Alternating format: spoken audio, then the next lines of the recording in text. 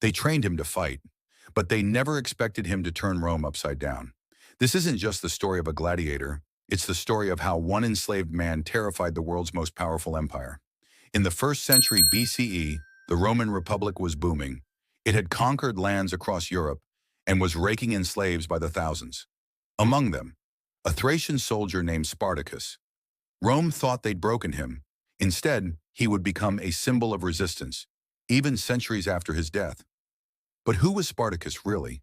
And how did he lead one of the biggest slave uprisings in Roman history? Here's the thing. Rome had a serious slave problem. Enslaved people made up over a third of the population, and while Rome saw them as property, many were soldiers, farmers, builders, people with skills and a reason to fight back.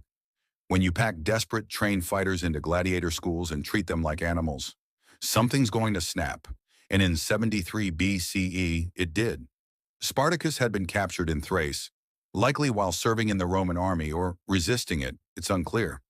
Either way, he was enslaved and sent to Capua, a city just south of Rome, to train as a gladiator. Now imagine this. You're locked in a school with dozens of other trained fighters. You eat, sleep, and bleed under watchful eyes, waiting for the next bloody arena show. But then Spartacus, along with about 70 others, says enough is enough.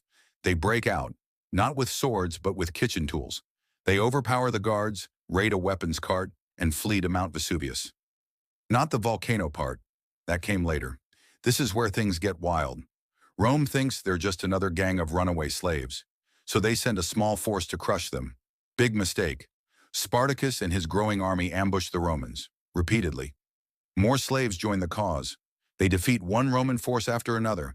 And it's not just luck. Spartacus is smart. He avoids direct battles unless he knows he can win. He trains his men like a proper army. He doesn't just want freedom. He wants to get out of Italy and go home. But not everyone agrees.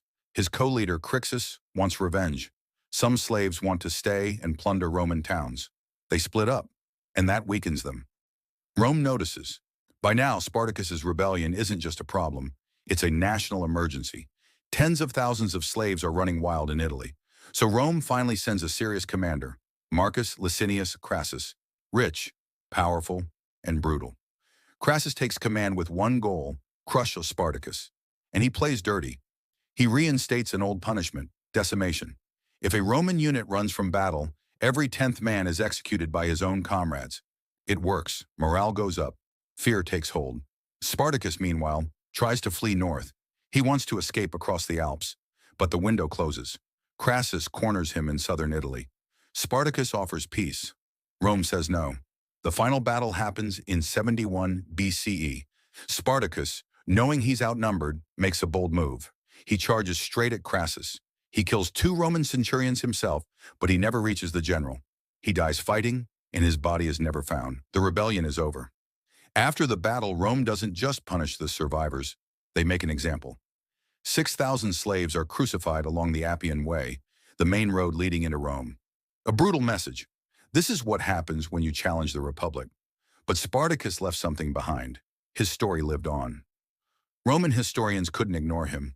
Later revolutionaries, like in the French and Haitian revolutions, saw him as a hero.